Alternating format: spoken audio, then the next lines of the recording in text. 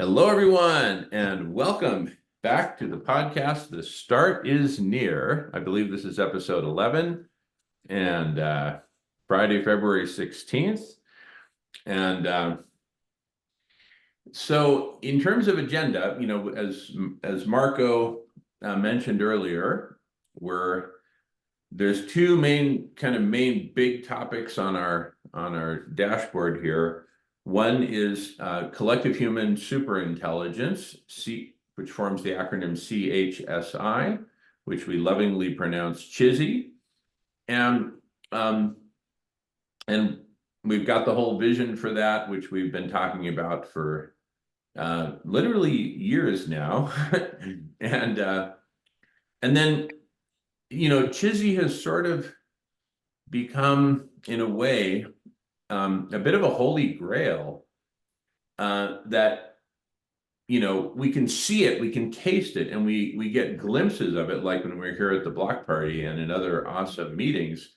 But how do we get the rest of humanity to get it and to get with it, right? And then that leads us to the topic of the after parties.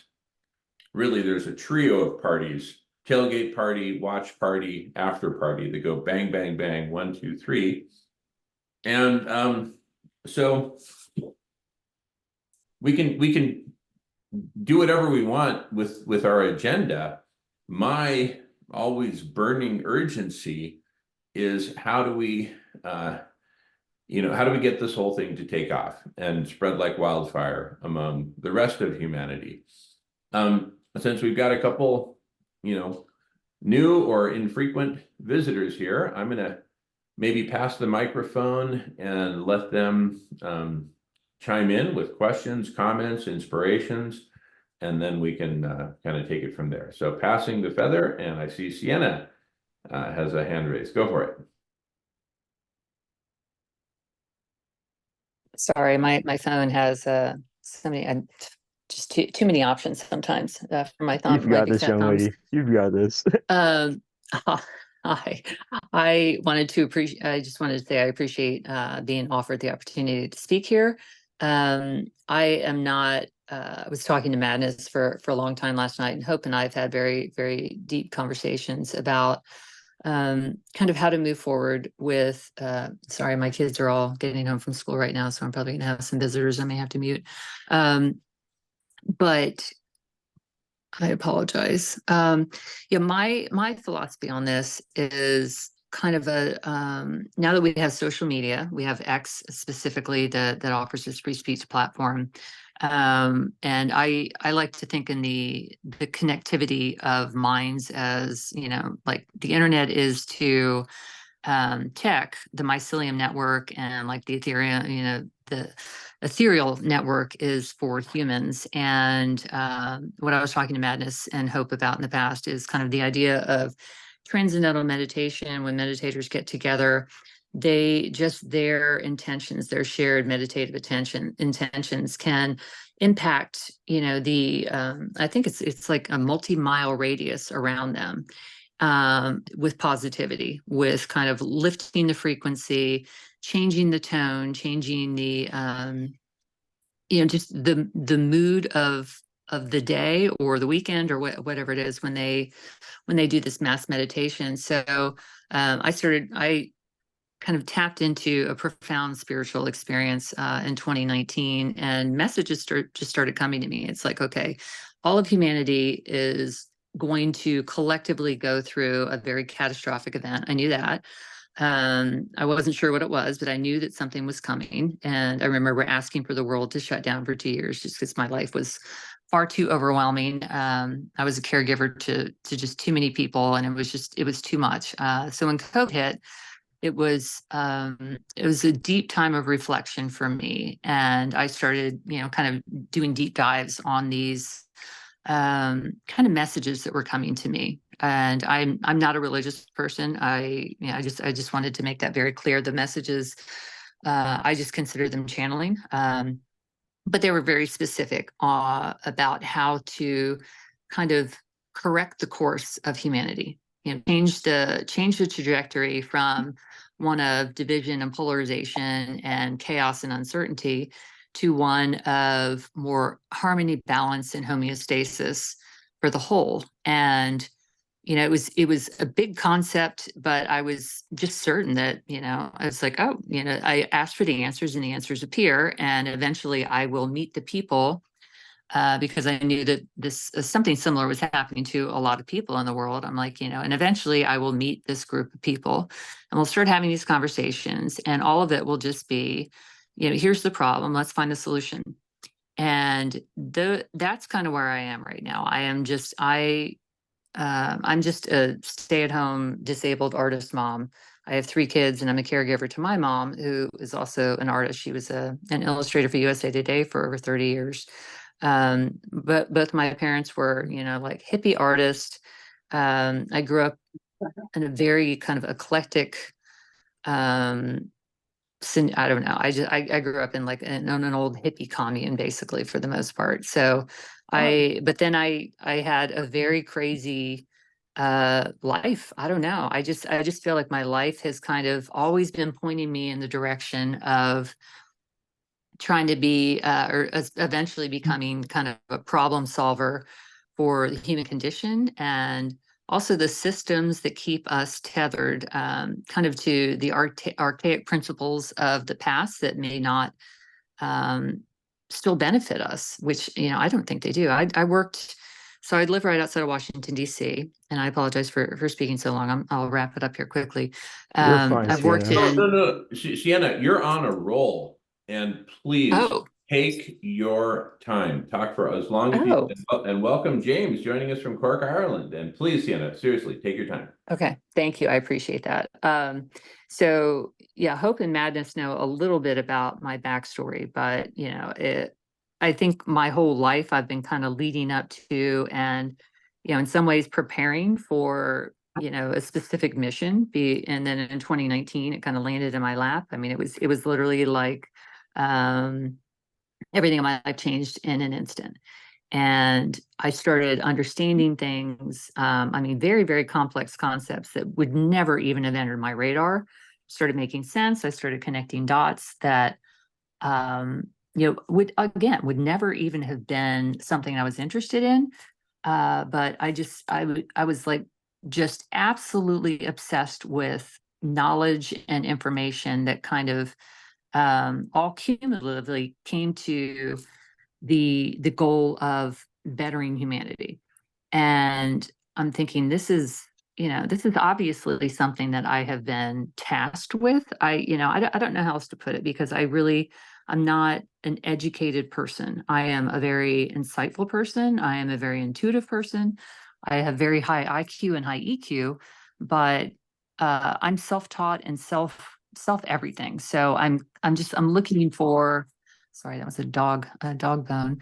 I'm looking for just to have a seat at the table and a voice in the conversation of what to do next, because for whatever reason, I'm able to see solutions. And I think that that probably applies to a lot of people on here. And for me personally, kind of the vision that is just a constant thing. It's just this recurring, idea of kind of a viral approach to kind of, leading people through. And it can be in a stealth fashion for the most part, but it's kind of a viral campaign of lifting the frequency so that people aren't stuck in this, in so many dark nights of the soul, because as they're ascending, they are basically also surrounded by the idea that a lot of other people are as well, and that there are, safe and loving people out there who are going to kind of help get them through it. Because I wouldn't wish the past 5 years of my life on most people. I am a very, very, very resilient and strong person. And, I almost wound up my husband just because he didn't know what was happening with me. He was trying to get me, not committed, but he was just trying to figure out what was going on. And the people who do not resonate with kind of like, hey, I want to save the world. And I've said it a million times in the last 5 years, and everybody's just like, oh, yeah, okay, good luck with that. It's like, no, I can actually see, and I can't do it on my own. But I know that there are other people out there who are also going to have kind of the same basic concepts for how to use our minds and the inflection point that we're currently existing in, which is, I mean, it's surreal. The historical context of this moment where there's such alignment between, the thinking, the evolution of, what people are comfortable with, I mean, that's very, very important, because this was all considered woo woo, kind of in Western thought. It was more like Eastern mythology or whatever. But anyway, I'm starting to speak too quickly and ramble, but I I just want a voice in the conversation and a seat at the table. And I'm very, very happy to be here. I have a lot to add in a lot of kind of weird ways. I am not an expert on anything.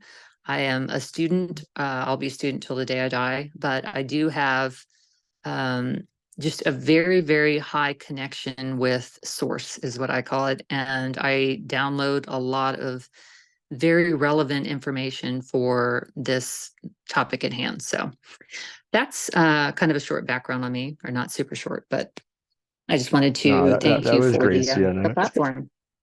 That was great. You raised Marco's hand, so Marco, please go ahead. Actually, Marco, if you don't Oh, mind, yeah, go ahead. because Sienna has her kids coming home soon and she's on such a roll, I make a motion that we just give Sienna the floor for as long as she has availability. And if that's okay with you, Marco, or Marco, you jump in if you need to, but that's my vote, because, and I would love to hear Sienna, whatever solutions you've been downloading, because we talk about solutions all the time here. We consider ourselves to be solutionaries, not just solutionaries, but meta solutionaries. And we see Chizzy as the grand meta solution, collective human superintelligence, or one of the grand meta solutions. But with that, I'm going to pass the ball to Marco and encourage him to do a lateral pass to Sienna whenever he's ready. Yeah, well, my hand went up specifically because of about the first thing you said, Sienna. It's like, I apologize. My kids are going to come home soon. It's going to never apologize for the kids. If you think about it, it instantly popped into me just like a download. The reason we're here is because of the next generation. So anything related to that, kids, a little noise in the background we can live with. If it's, the background to the beautiful words you've been saying. And we thank you. With that, I'm complete and pass the talking feather. My gosh, I'm kind of overwhelmed right now because I nobody in told my you they were orbit ever pretty wants cool, to hear. Sienna. No one in my orbit ever wants to hear anything I have to say. So I'm just I'm honored, and yeah, I'm just charmed. I feel very charmed right now because this is exciting. So my experience that kind of led me on this path, I mean, it's definitely been lifelong, because but I think I kind of forced it in the peripheral because I didn't have the time, the luxury of the time to really expand upon what was happening until COVID. My youngest turned 8 literally the same day. It was the first day of the closures, was my youngest son's 8th birthday. And whoever has kids knows it, once your youngest turns 8, it's like you all of a sudden have, I don't know, a little more, they're a little more autonomous, so you can, kind of live your life a little bit more. So, COVID hit literally the precise time that I had an opportunity to kind of start, meditating more, start asking bigger questions. And so what happened with me specifically was I went to a stillness practitioner. She did, all of her magic. It's kind of like craniosacral osteopathic work, where they're just trying to kind of align the energy in your spine. And it prompted this very profound, spiritual awakening. I know now that it was a Kundalini awakening, and I've had. I was telling Madness last night, I've had at least 1,000, I mean, over 1,000 of these since then, since April of 2019. And with each one, they're huge, I mean, huge, profound downloads for how to, and I know this is going to sound crazy. The first one that came to me was like, you need to be kind of in a group of people who are deciding who the president's going to be for the United States. And I'm like, okay, fine. You know, I worked in politics, I worked in government, I worked in military, I worked in industry. You know, I kind of know the dark underbelly of how things work. And, you know, I always wondered why we couldn't get out of this same, you know, bad cycle. So maybe with COVID, maybe with, you know, the whole world reacting, you know, simultaneously to the exact same event, maybe that would lend to a type of reset after. So I actually started something called the Corona Reset, which, you know, I've ditched since then, but it was kind of like the third eye. You know, I'm thinking the third eye is resetting because of this this, you know, global virus that's closing the whole world down. And I thought maybe everybody at the end of this on the flip side will be like, you know, more receptive to kind of changing the path. And I thought, okay, that would be a really good time for all of these systems. And by systems, you know, I just mean everything. It's kind of like what we are conditioned into believing that we are stuck with. And most of it does not benefit us. I'm not saying everything needs to be changed, but it's like how can you kind of change everything when there's 8.5 billion people and there's going to be pushback and all this chaos and da da da. So it's like go above that, go more along the lines of the transcendental meditation kind of concept that it's more of a stealth type of mission because not everybody's going to be, not everyone's going to resonate with this, number one. And there most certainly, I mean, I don't know what the percentage is, but a majority of the world is not going to be in the right alignment. They're not going to be able to have this conversation. They're not going to be able to understand what's happening. But if the frequency is lifting and it's creating ripple effects, then, you know, one day, you know, every day when people wake up, they feel a little lighter. You know, they're not as bogged down by, you know, X, Y, and Z. The responsibilities of their life become more of a joyful practice where they can feel more present and more content, you know, and it just, I know that sounds incredibly simplified, but to me, the downloads that I receive, it's like, how can we get it to be that simple? And then fill in the blanks. And the alignment right now between social media connecting people all around the world, there are huge pods of people having very, very deep intellectual, existential, you know, conversations right now about how to improve things. And what Madness and I talked about last night is, you know, I was a corporate event manager in my last job. Granted, it was a long time ago because I've been a stay-at-home mom for a long time. But I was the corporate event manager for Northrop Grumman. I worked directly for the CEO, and I I know how to plan things. I'm like a logistician at heart. I know how to bring people together. I know how to raise money. I know how to kind of influence um, scenarios, if that makes sense. I mean, I plan things so that when people arrive, there's a sense of non-judgment. There's a sense of, you know, open kind of understanding that we are all on the same page. When and I plan huge parties at my house, and you know, it's a little pat on my back, but you know, everybody's just like, Sienna, no one throws events like you do. You know, there's like never any arguing, there's never any conflict. It's just, it's always positive and everybody leaves feeling good. And I'm like, okay, how can I take that and broadcast it on a global scale? And then those answers started coming to me. And it's like, okay, this is actually the more the more I was condensing, you know, how to do it, the more simple it became. And I'm like, well, I don't, you know, I'm not a tech person at all. I'm not an educated person at all. But I know there are a lot of other people out there who this will resonate with. So that's kind of where I am. I have a very, very long story, and I'm actually planning on writing a book or, you know, something with it one day. But this whole time, it's been very clear that this has very little to do with me. I'm just a conduit for a lot of really, really good information.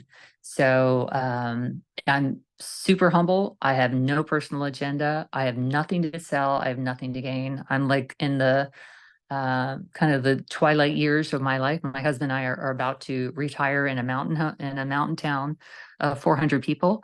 And yeah, so I'm really just really excited about starting to draw Venn diagrams. Madness was talking about that earlier. I love Venn diagrams. And that might be the easiest way for me to kind of like show what it's in my head. But I'd love to catch up with what you guys have been working on, because I know that I'm a new person in this group. Oh, So Sienna, you're amazing. And we do have to give Hope the honor of having introduced us to Sienna, Jamin, by the way. And I know Mara will speak when she's ready, but Marco, go ahead. And yeah, Thank Cam you. is here as Oh, well, or he'll be in and out, but go ahead. Go ahead, Marco. Yes, you mentioned at least twice your lack of education, and I know what that's all about. It's not a lack of education, it's a lack of uh society's approved formal education, which isn't always worth very much. So it's the people like you that pick up the skills and teach themselves without the benefit sometimes of a mentor in whatever specific area we gain our strength. That's the best education. So I never ever look for anybody to be intelligent because they have a few letters behind their name or that they have all the answers. I really love the people that have learned from life. So you're right where you belong right now. thank you, Marco. I really, oh my gosh, I just feel so much love in this space. I'm very tickled right now. So thank you. Jamin, back to you, my friend. I just want to keep listening to Sienna all day long for about like, I don't know, the next 7 months or something. I hope you got a pretty clear calendar for the next 7 months, because I am all. What is happening? Oh, That look is at so. I told you, Somebody told Sienna. me I that gave you last fair night, warning. I gave Nicole. you fair warning. what's happening, Sienna, is you've landed in a room where all of us were basically separated at birth, and we all went off to different countries and spoke different languages, and we're finally coming back together. And just as Mike gives, and I give tremendous gratitude to Hope for introducing you to us, I give tremendous gratitude to Mike for bringing together all these amazing spirits. In fact, one of our organizations is called Kindred Spirits Ireland, and we have the main founder, James, with us right now, joining us from Cork, Ireland. And you'll be blown away when you hear him speak. But I'm speechless. I am actually speechless, because we're finally back together again after having been separated at birth. Passing back the feather. And I'm serious. Let's give Sienna all the rope she needs to talk and share. I mean, you're on fire, sister. Passing the feather. Oh my gosh, I feel like I'm in the twilight zone right now. I really appreciate this, honest. I don't think you know how much I appreciate it, because I'm kind of getting tired of talking to myself. Not that I talk to myself, but it's just it's been a lonely road. It's been a very, very long, lonely road. And I'm surrounded by, Ivy League. I live in Bethesda, Maryland, and everybody around me is like super smart, super connected, super successful. But when I try to have this conversation, it is like, I mean, crickets. I mean, they're looking at me like I have 5 heads, and I'm thinking, what's happening? I mean, come on. You guys are all bragging about how bright you are, but I'm just trying to have a basic conversation, We're not and waiting for I them can't even get anymore, it Sienna. started. We're not What'd you waiting for say? them I'm sorry. anymore. We're not waiting for them anymore. Yeah, fair enough. Fair enough. And you did raise What- Michael's hand, so please, Michael, go ahead. Yeah, building on the skill area of Sienna's, Hey, Michael, we can't hear you, and you got to fix that microphone thing, buddy. Something's up. So, we'll. testing 1 2. Testing 1 2. Yeah, much better, Michael. Thank That's much better. Sorry, all. Building on what Sienna's skill area is, building large conferences or something. maybe we could launch what we're doing with a actual conference, like a big press conference party, and build on, because everybody's used to getting together in person for large events. Perhaps we could announce what we're doing to a large event and be ready for the spillover. And Sienna would be gifted in helping coordinate such a plan. So I've been looking forward to a large event like a major concert for years now, and I'm ready. Anytime anybody else is, we can get that done. Thank you all. Well, I live right outside of Washington, DC, and I tell you, that's one of the things that I have considered for a very long time. And I've actually been having conversations with other people on X for probably 2 years now about that exact same thing, Michael. So, yeah, I feel like I'm finally in like the complete right place.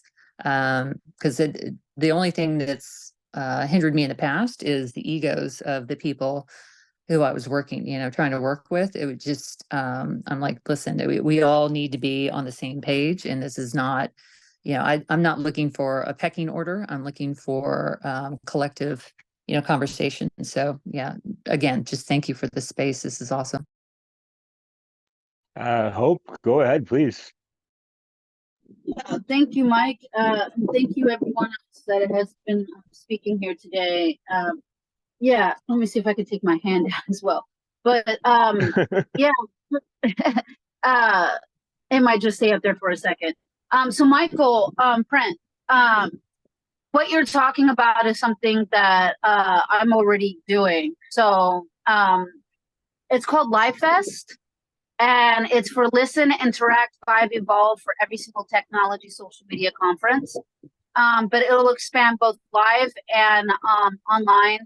And it's kind of like, it doesn't really, like, even just the name of it, technology or social media, it's not really confined to that like area as well, because as we know from X, is like people form communities, and those communities interact and they talk, whether they do a chat, whether they do their own community timeline or whatnot. The vast topics are pretty much everything that humanity has ever been talking about as far as how far that's spread. And so all of that as a part of the representation of X and Discord and some of the others will be a part of that, including collective consciousness, including a Thrive Tribe, including spirituality and everything that you're talking about. I have it designed specifically in such a way. I don't really want to talk about a whole lot about it, but it'll be October 24th, 2024. In such a way that internationally or globally will basically be producing the greatest mass ritual that humanity has ever seen, as far as lifting each other up, coming into union, and propelling those kind of like those opportunities and those positivity for solutions going forward together in conjunction that humanity has ever seen. It's not designed like Burning Man. It's not designed like, Comic-Con. It's not something that people have ever experienced before. So there will definitely be like an artistic point to it, but the experience, the interface of it is, even before you even check in, will be something that nobody's ever seen before. So I wanted you to know that I'm in the process of that. I have talked to Sienna just slightly about going forward with because she does have awesome organizational skills, and then anybody else who wants to help out more around June, because I'm wrapping up a couple of projects. One is a feature documentary on veterans getting back to housing, and the other one is a choose your own adventure story that's intrinsically to kind of gamifying how relations, especially like in the party stages, how to have the better tools to navigate those kind of things, but in a really fun, non-didactic way. So like I have to get those off my plate, and then it's going to be like a full concentration on like that, and then 24U under construction, and a couple of other things that is intrinsically tied to what you guys are talking to about here, just to kick everything off for the next year. And Hope, I want to be a part of every single thing that you're doing. I did not want to at all speak of your project because I don't like to do that. But yeah, I'm 100% behind whatever you're doing if I'm allowed to join Just wanted to throw that out there. Yeah, 100%. This is this isn't about me. So it's like everyone is welcome to join, and there'll be much more things like a website and much more things where people can get information closer to June. But Dan, I'll be talking to you much sooner than that. And then like Michael, I love the way that your mind works because we're already in tune, we're already in sync in that. So like anybody else who has ideas, I could probably redesign and restructure. I'm pretty creative in adaptability in my creativity, but there's certain things that have to be there simply for it to commence and with the intent that it has. And it goes back to the name, which is Live Fest. So live, live, listen, evolve, vibe. Yeah, listen, interact, vibe, evolve. And for every single technology, social media. But we are technology as well. We come from the universe. We come from atoms and electrons, and we form together in order to be able to walk and move and speak and and so what a lot of people don't realize, like even Sienna with like the your friends and your family and the people that they went to school with, is that we're all a part of that interconnected thing. It's like if AI is like true ambient intelligence, it's true the interconnectivity of everything. So and they will understand that it just takes time, and I'm glad that you're able to I say I hope that you don't wonder anymore, Sienna, because the more you speak and the more you ask the right questions, the more people eventually you will be able to find the right people that have the answer and come together in such a way that you can be heard, you can be listened to, and then we can make difference in this time and age. Unfortunately, Nikola Tesla didn't get a walk around in this age, and so many different other people throughout history didn't get a walk around in this age where we're all, Mike's in Canada and Sienna's in, near DC, Washington DC, and I'm in, LA. But we're all going to be coming together now on a much more profound levels, and this is just the beginning. Love you all. Thank you, Hope. Jamin, go ahead, my friend. Well, I just wrote into the chat, holy guacamole, Mike, the amazing spirits you are bringing together. I'm just absolutely blown away. I'm continuously blown away. And I mean, at some point, before anyone needs to take off, make sure we have an opportunity to talk about the after party or the watch party after party combination, because I think that can be a beautiful on-ramp to exactly what you're talking about, Hope. And I think I'd like to nominate Sienna to be the CEO of everything here and all of us. What? Oh. I recommend Hope. I recommend Hope in my, oh my gosh, I recommend everybody other than me. Well, you know what? Maybe we'll just have a bunch of co-CEOs and we just, talk until we reach consensus. That's probably the healthiest way, because we are all kindred spirits. And, wait till you hear James speak, wait till you hear Marco speak some more. And I mean, really, what an amazing community. But we've also got tremendous urgency now. So it's time to put this all together. As fun as this all is, we have just urgency beyond any words. And so anyway, I'll talk more later, but I'm just grooving with the flow right now, passing the feather back. Thank you. Well, if I may, Cam, I don't know if you wanted to jump in, but welcome back. This is kind of the recorded portion, whatever, but this is Cam's first day too here, Jamin as well. Another invitee. I'm going for the hat trick, but go on, Cam. Oh my goodness, Cam! I wow! Welcome. Thank you, appreciate it. Yeah, glad I was able to make it back. That meeting went a little shorter than I thought it would, so that's good. Yeah, I got to commend Mike for constantly bringing people together.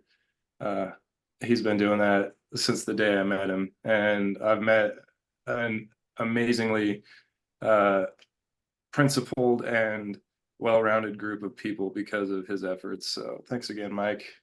You are the man behind the madness, and yeah, I definitely appreciate that. I think that expressing our appreciation for each other is a very amplifying way to create more of the same, right? If we acknowledge each other's strengths and efforts on a constant basis. I'm not sure if there's something specific you want me to speak to, Mike, but I'd be happy Well, to try. I mean, I maybe just because you didn't meet Jamin before, you can kind of give a quick recap of where you're coming from. Sure. So again, my name's Cam. Some people know me as Stereo or Stereo Freak, FREQ. Longtime musician, studied lots of philosophy and studying law in my spare time quite a bit. So maybe I can help on some of these fronts. I often engage in group spaces on X, where we discuss things of that nature, whether it be philosophical or law oriented. I think that right now, the world is waking up to the realization that things don't operate the way their preconceived notions have dictated they should. People are now starting to find out that there are multiple systems at play, multiple law systems, for instance, at play, whereas, the preconceived notions would have people believe that there was just one system ruling everybody the same. And, personally, in my discovery process, I've come to find that one of the most critical understandings about that is understanding that there's a separation of public and private, and that essentially that's tantamount to saying, it's the difference between doing things on your own or doing things of a commercial nature, right? We can realize that there's two things that can rule over us at any time. That is the laws of nature, or what people might call God's law, right? Those things that govern all men, that no men have governance over. And then the other thing that can rule over us is other men, right? And we're all quickly waking up to the realization that being ruled by other men is suboptimal at best, right? And so I think we're starting to ask the questions to ourselves, the critical questions about why is it and how is it so that I am being ruled over by other men? And why should other men have a say in how I live my life if I choose otherwise? And I think that in investigating how the systems that rule over us actually work, we can come to discover that it's not the only way things have to be, right? Like, we can reclaim our privacy, our private capacities. We can, drop our dependencies and remove our joinders from these public systems that they consider to be benefits and privileges for us, that, put us under what is called positive law, right? Positive law being defined as acts, codes, and statutes written by men that take whatever form the author chooses, right? Meaning that they have an entire system of language they've developed around this that they can change at any time, and that will necessitate a change in how you are allowed to operate within that system, or how you are regarded within that system. And so, I'm really appreciative to be a part of a group like this, to have the opportunity to, explain some of these things. I'm open to taking questions. I can answer to the best of my abilities, but I should say that when it comes to those sorts of things, I must caveat that none of this should be considered legal advice, right? Just that I'm open to discussion about it. Jamin, back to you, my friend. Oh, goodness. You have pulled off the ultimate hat trick, Mike. So hats off to you. Goodness, I'm kind of speechless. That's hard to accomplish. Well, it really is, as you get to know me. I would like to talk about after party, watch party, after party combos, because I really think that's a giant on ramp for humanity to get to where we are, right? Where we are is the inevitable state of where humanity will very soon be, right? It's inevitable. And just living in omnicidal stupidity, when we have when we are the kindred spirits that we are, I kind of feel like we're a bunch of geniuses who, by a combination of miracles, all happen to end up in the same medium security prison, and we're planning our jailbreak for next week, and that's probably pretty accurate in terms of the time frame. So like, what are we doing in this madhouse? Let's get the hell out of here. Okay, logistics. Sienna, please help logistics our way out of here. And I am so happy to help logistic our way. Seriously, I feel like I've been preparing for this for 5 years. For 5 years now, and every day I've been like, maybe today will be the day. Maybe today will be the day. Maybe today will be the day. So yeah, I'm here. I'm here for all of it. That's awesome, Sienna. It's like I've had this thing many times in my life where I get these messages one way or another. There's multiple ways, and it's not necessary to go into them, that I have an important thing that I need to do, and every once in a while you get that thing, you're like, you look around and you go, this is that thing. It's here. This is that thing. And then you do it, and it does end up being a really significant thing, maybe even just for one other person, it becomes really significant. And sometimes it affects a larger group. But then, shortly after, you feel good about it, but then you get a message again, that big thing is still there that needs to be done. And then another one comes along, and they're all that thing that we keep moving towards. So we're just being led down the path to those things that we need to do. And today it feels like that big thing is happening again. So. And with that, I'm complete. I second that. I second that so highly. I've felt a huge shift this week. And if anybody pays attention to the Schumann Resonance, the Schumann Resonance has been going nuts this week, because I do think that there is just a general coming together and a quickening. And I am very, very in tune with Schumann. It's almost eerie how in tune I am with that. And with nature and animals. I was telling Madness this last night. And once you understand that you have kind of an alchemical power, truly, where you're connected, and I'm sure all of you feel the same on to some capacity. But I've been honing my ability. Once I realized I had it, I'm like, let me just focus on this. That's why another reason it's been a lone mission for me, because it's not going to resonate with probably 99.999% of the people who've ever lived on this planet. But I know it's going to resonate for somebody, because I can feel the presence. I could feel the presence of you guys. And Hope, and I don't know if there's another female or she left, but Hope to me is a quantum level thinker, and the conversations that need to be had at this point are quantum level conversations for how to kind of find the Occam's razor approach to geopolitical and ideological issues. I mean, that's to me, it's just always been that simple. And then it's like, let me find kind of the round table of people. Hope and I have had like fireside chats. I have a group called Humanitarian Visionaries.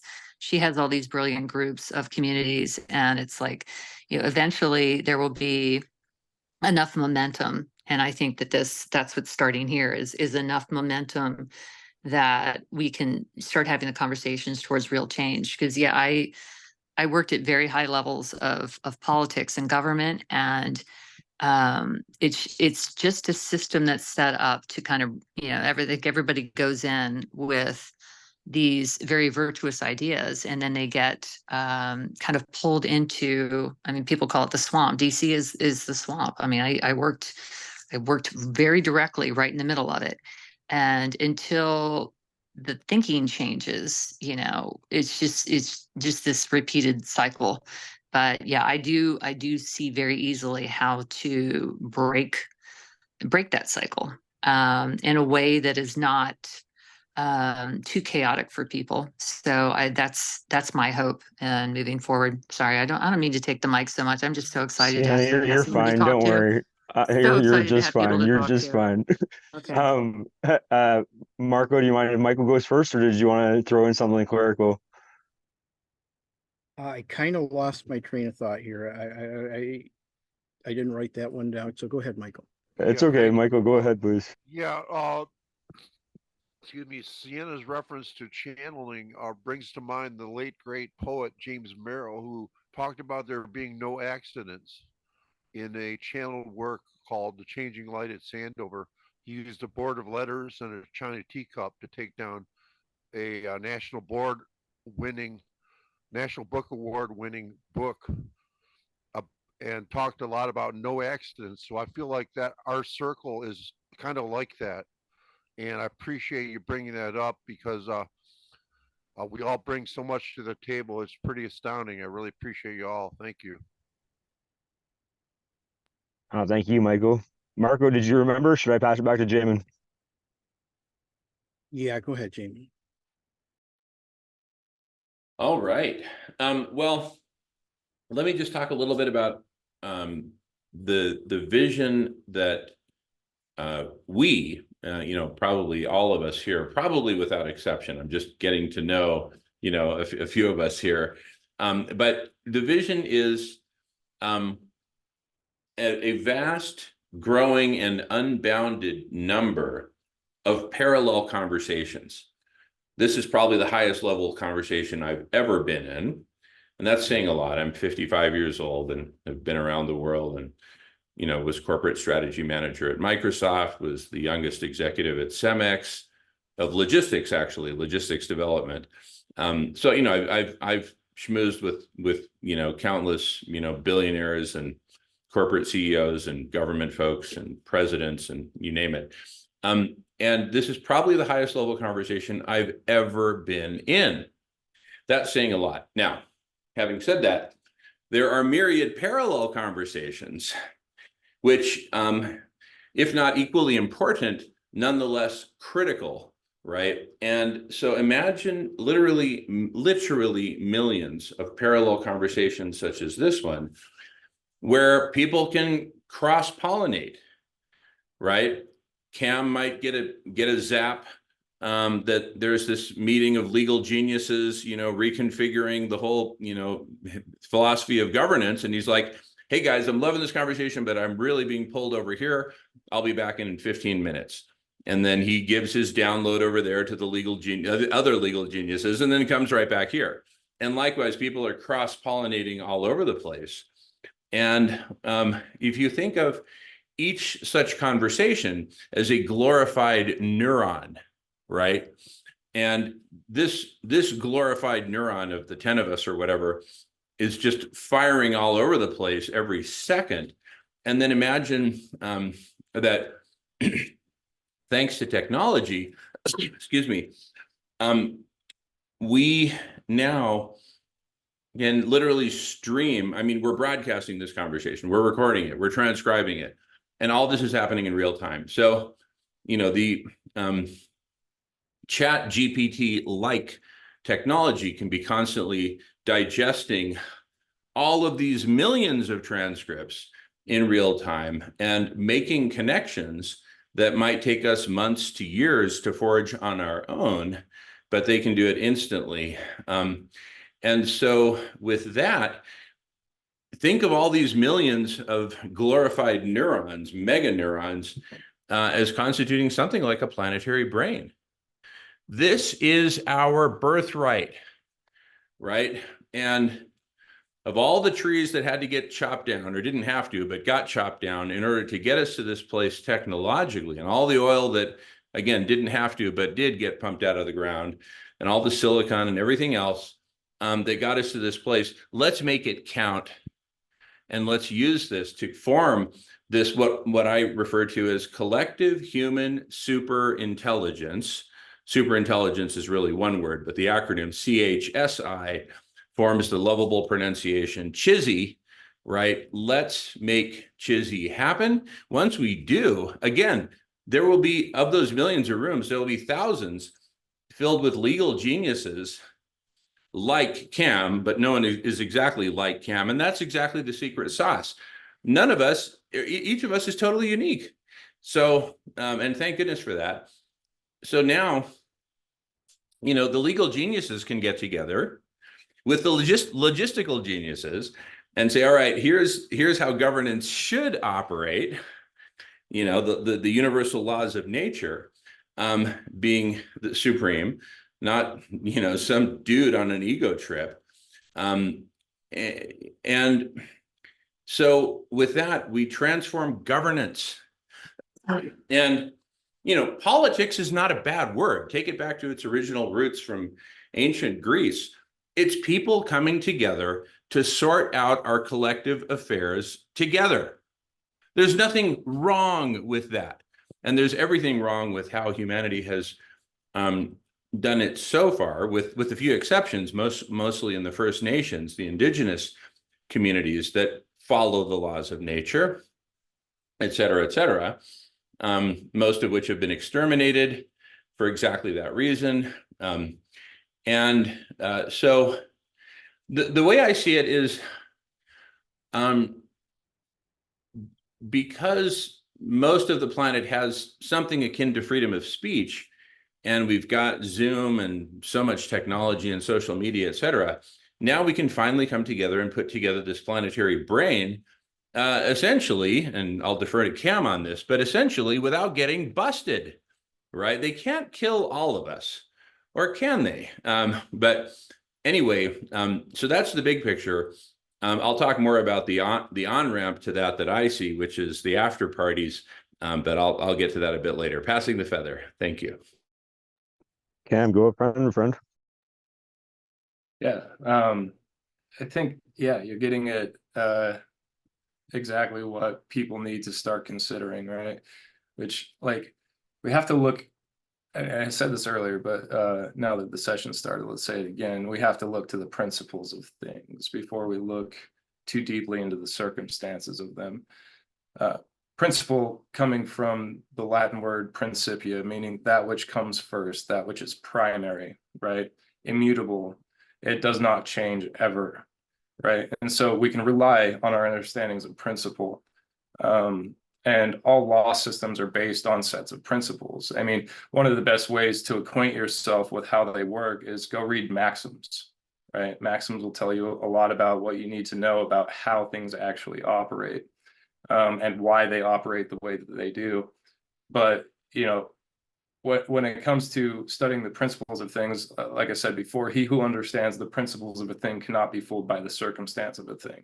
And you'll notice that within any problem in society, whether it be an individual problem or an aggregate problem, they always revolve around the idea that the language always revolves around some sort of confusion, right? So it always starts with the language. In order to understand the principle of a thing, you have to have the grammatical index for it, right? So this gets at the trivium, right? Grammar, logic, rhetoric. That is to say that the index of your mind in which you understand your observations is what assembles your logic, right? And so the first and foremost thing that is always attacked is the language around whatever the problem is that they're creating, right? Because if they can confuse your grammatical index, then they can confuse the way you assemble your logic, and in turn, the rhetoric that you express to others to create more of the same. And so for a lot of people, I think that the best starting point is going to be to re-index that grammatical understanding of the world, right? And that a lot of culture has really perverted the way we use terminology and words, so that we don't actually understand why things happen the way that they happen. A lot of this has to do with conflating antithetical terms, right? Like pride and honor, for instance. A lot of people use those two words interchangeably when they are antithetical, diametrically opposed opposites, right? One is a regard for what's happening with regard to self, and the other is a regard for what's happening with regard to what's outside of self, right? And you'll come to see that we often conflate these terms, like law and legislation, right? Law and legislation are absolute opposites. right? Legislation is what we know as that which is legal, right? These acts, codes, and statutes written by men that take whatever form the author chooses. And you know, it's kind of ironic, because if you were to look up the legal definition of law, you will find a definition that has absolutely nothing to do with what law is, right? Law is a mutable principle that governs all men. It is not the edicts of the imaginations of men, right? Which is their legal definition of what law is, right? So we have to unpervert these grammatical indices in order to assemble our logic, reassemble our logic in a way that is conducive and cohesive with actual reality and principles in which reality unfolds. So, you know, one thing I constantly strive to do, and I implore everybody else to constantly strive to do, is when you have any sort of confusion around the grammatical use of words with regard to any particular subject, go look them up, right? Like, and especially when it comes to law and legislation, you know, look up the definitions of words and then look up the legal definitions of words, and you'll come to find that quite often, you know, the context can shift like almost completely into the opposite direction between the two. I feel like this is a good opportunity for somebody else to speak, so I'll land it there. Just in time. Thanks, And Cam. law school has adjourned for 1 minute. You're an amazing communicator. Thank you so much. Yeah, thanks, Cam. I think one thing I found with my interactions with what we call the justice system in the United States and close family members and friends, that I think justice system is the biggest oxymoron I've ever heard of. It's the law. It has nothing to do with justice. And I've literally had lawyers look at us and say, what are your liquid assets and what are your non-liquid assets? Because that's what's going to make the difference whether you win this case or not. You should win this case by merit, but it's going to be whoever has the deepest pockets is going to win this. And that was really, really hard to hear the first time that you heard it and then found out that it's true. And I'm going to leave it at that for right now because I don't want to dwell too much on anything negative. Well, I think it's good to bring that up and then ask how we can go about changing that. And I do not mean to oversimplify things, but you know, I'm more of a show me what the problem is and we'll figure out how to get there. And I think we all know what the problems are. And as we get together and, you know, I don't know, I think somebody is creating whiteboards on these things. I'm actually in communities where we're kind of starting, it's a much slower approach to this because the minds are not at the same level as the people on this call, but it's kind of like, let's, as a community, each host, you know, every day it's a different host and we can pick a topic. Like I spoke on, you know, consciousness, I think, in a space last week, and I got reamed for it because a lot of people said it was too heavy. It was too heavy. The content was just too heavy for the group. And I get that, but it's like, if it resonates, if my message resonates even with one person, I mean, to me, that kind of, it ripples out into the conversation. It's like, okay, well, somebody is getting what I'm saying, and then more people will get it. And I cannot count how many conversations I've been in where, I mean, I could tell that nobody really understood what I was talking about. But then the next week I'll get on, you know, the same call with the same people and they're discussing what I had just brought up a week before and nobody was even aware of it. You know, something simple like the Akashic Records. I've brought that up in multiple calls and people don't know what it is. And they're like, oh, that's so woo, that's so crazy. And I said, well, maybe, but maybe we all just have this innate ability to connect with all the knowledge that's ever been. And once you accept that and truly dive into the fact that, I mean, you're limitless. You just have to accept that you're limitless. I mean, you manifest the reality that you put out there. And to me, once I made that connection that I do have this this God source connection, and it answers any question that I have, and I just feel like I have a huge support net. It takes out the mystery of everything else, and I think that we collectively can get people to that level of understanding. And it's not some magical mystical thing. Well, it is, but it's not only available to a handful of people. It's available to anyone who feels that calling, that it resonates for. And it's a profound step. I mean, it's a big journey to go on this path. But I see that we can make it easier for other people, and I will say that very clearly, because I have made it easier for a lot of people. My grand awakening was in 2019, and since then I have mentored, more people than I can count. And because they start to say, well, Sienna's different, let me figure out what she's done. And it's not one size fits all. It's not like I can just write out what's happened in my life. I have had a very, very, very difficult, more difficulties in some aspects of my life than anybody I know. And then I've been more blessed in some areas than anybody I know. So it's all, to me, it's all about kind of a return to the yin yang balance of all things. And because right now we're just completely out of balance as a species. But I don't know. I see the light at the end of the tunnel is so bright right now. And it's just, I just don't think it's going to be hard to get there, as long as the right people, the right minds are having the conversation. So again, I'm so excited to be here.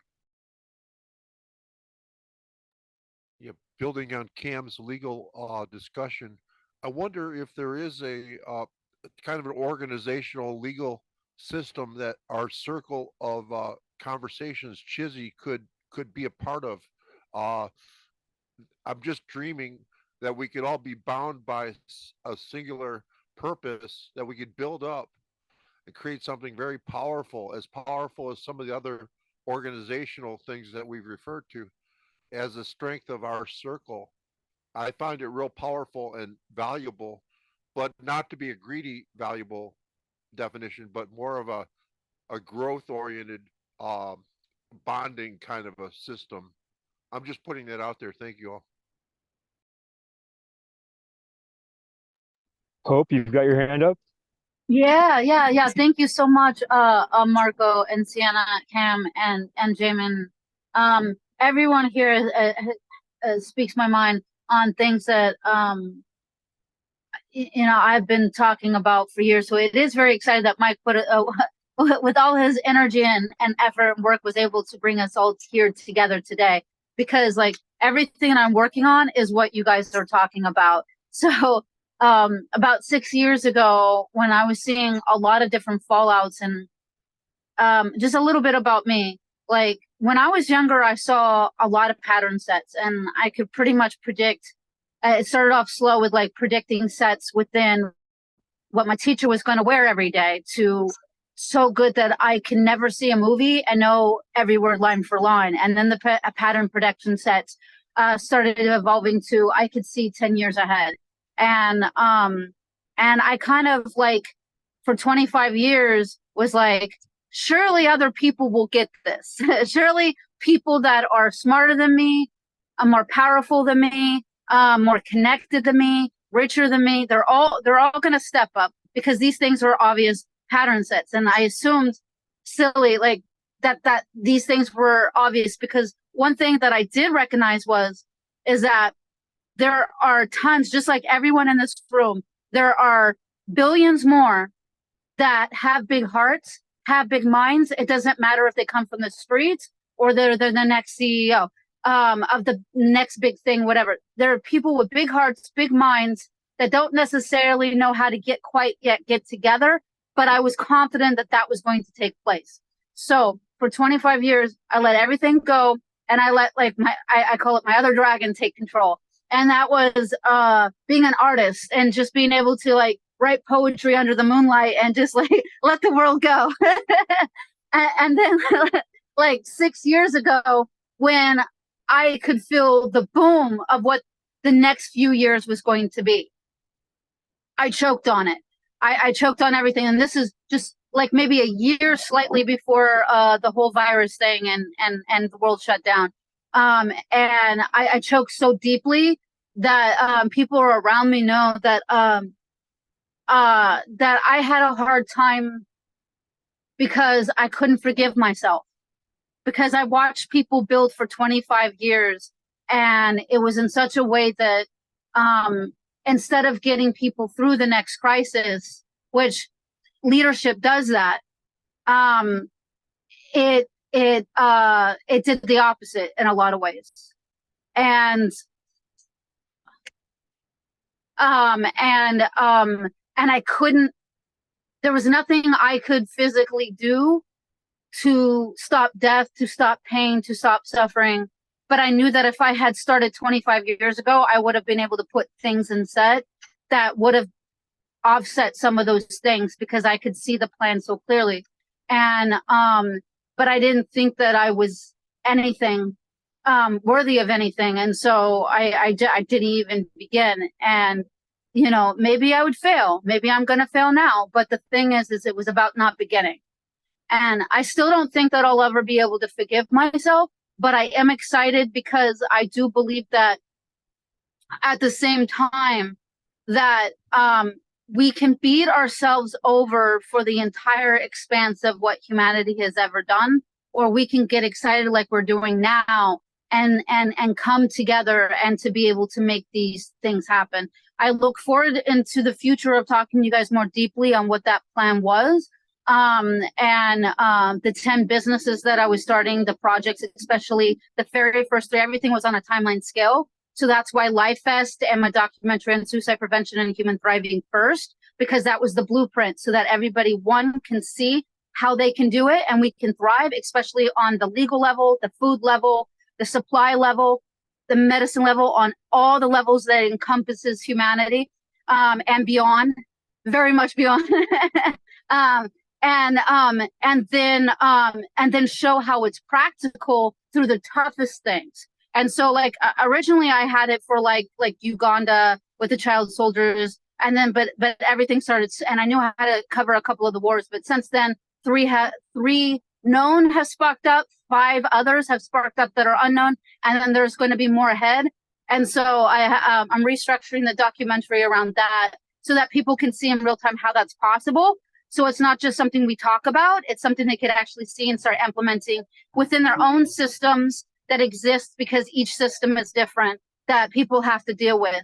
And then also, I'm really excited, Jamie, when you're talking about like the human construct of like the whole universe is like a giant neural pathway. And we're all like these data sets that we hemorrhage data at all times. It goes in and it goes out, and we're constantly, just like the argon particle that we breathe in and breathe out, we're exchanging with each other. And we do this with data sets as well when it comes to so the scope of it is just so infinite and intrinsic. And then it's about solidifying it to where what happens is it's like a baton that gets passed and it keeps being passed around. But there is a way that they've been trying to figure out how to amplify that so it sparks all at once. But they're trying to push physics and just beat physics over the head. But what we've seen throughout like time is that everything exists within nature. The cure to cancer is in there. It's within the plants. It's within the trees. It's like within all around us. We don't have to beat physics. We just need to surf it. It was always there for us when we're in tune with it. And so like these things are definitely on the scientific level, but it's just a matter of like understanding is slow. And so I know I'm talking about a lot and I should probably scale back a little bit, but I'm very excited to meet all of you guys and to talk about these things a lot more deeply. I think it'll be exciting for like the next 3 meetings for us to just get a sense of each other, find out what we all bring to the table, what we're all passionate about, because I believe our passion and skill sets directly in line. It doesn't have to be forced. It doesn't have to be, you have to do this. We'll decide this together once we fully understand each other, and that will happen very quickly. It will feel like, oh no, that's 3 meetings. No, it would actually be happen much faster than what we realize. And then once we do understand where our passions and skill sets align, it will naturally will just like drops of water forming in an ocean, it will just that wave will just rise and we'll just naturally know where to flow towards that ocean. I love you all. No, Hope, that's amazing. And honestly, yeah, surfing physics. Marco, go ahead and then pass it to Cam. Go ahead, Cam. You were up first. Okay. Yeah, that's great stuff. And there's a lot of various things to speak on there. So I'll try to be brief with each one. But, in terms of forgiveness, right? Like I always think of forgiveness as the letting go of harbored energy that doesn't serve you, right? We bottle things up in our mental faculties and our emotional faculties that doesn't serve us, right? We can't let it go. But really, it's just realizing that reason is beyond our control, right? We don't find the reason to anything. We rationalize, but we don't find reason, right? Reason will speak to you when you have the eyes to see and the ears to hear the cause behind the effect, right? That's all reason is. Reason is the cause behind the effect, the principles behind the circumstances. And so when we can let go of our rationalizations of why we did or didn't do what we did or didn't do, we can allow reason to speak to us. And when we're willing to see, the reason for things, we can let go of those harbored energies that don't serve us, realizing that, there is no such thing as randomness or chance, right? These are just names for order, greater order yet to be understood, right? So if everything happens for a reason, there is no such thing as coincidence. There's no such thing as randomness or chance, right? And a lot of this comes down to our investments, especially our belief investments. Like you can invest yourself in numerous different ways, right? Whether that be through your time, through your effort, through your finances, whatever it may be. So it would behoove us to identify those investments we're making. Right. Take somebody going to the doctor for a perceived ailment, for instance, right? There's a lot of implicit investments happening in that activity, in that you've invested in the idea of a doctor and his education being something, that can bear fruit. You've invested in the idea of having a problem and the doctor being able to identify the problem. You've, invested into the important part there is having a problem though, right? And that can cascade into other investments like treatments, right? And then those treatments can further investments into, say, medications and the complications that can go along with those things. And suddenly we've made all of these investments outside of ourselves, right? And we haven't used that belief power to invest into our own ability to, say, heal ourselves or figure it out on our own, right? And so it is to say that if you look at the commercial world around you, right, this is the world that's constantly at odds with you. Everything they do revolves around the idea of extracting your belief power from you, which equates to your attention and focus, right? And converting that energy into commercial energy and then using it against you, right? So as long as we're investing our belief power outside of ourselves, one, we are operating in a religious modality. Right? There's 5 primary categories of religion. There's scientism, New Ageism, theism, statism, and monetism. Right? All religions in the world fall under one of those 5 categories. And these are all just exemplifications of us giving our power outside of ourselves to things external to us that you never know necessarily have your best interest in mind. Right? And so as far as like how do we like make something happen, how do we make the proper decision to take action, to put something in motion or to get something started, right? I think this is going to be done through the faculty of intuition. And to give you an example of how easy this can actually work, right? Like let's just do a quick little activity here, right? Everybody just remember back to the moment that you clicked the link to join this this meeting, okay? Now take all of the appreciation and good feelings and everything that you've cultivated from this meeting, and feel that inside yourself while you remember back to the decision to click that link to join the meeting, right? Impose these feelings and these thoughts over that memory in your mind, and let them come together, right? So that essentially what you're doing is, in this present moment right now, you are sending all of these feelings and vibrations backward through time to your past probable self, who could have clicked that link or may not have clicked that link, right? To make the decision, to take an action, to move forward in something. And make a habit of doing this, right? Do it in as much accountability and honesty as you can, so that you don't mislead your future probable selves, don't mislead your present self, but also realize it is always right now. It has never been any moment other than the present. It has always been the present, and it will always be the present moment, right? So this is where things take place. This is where action happens.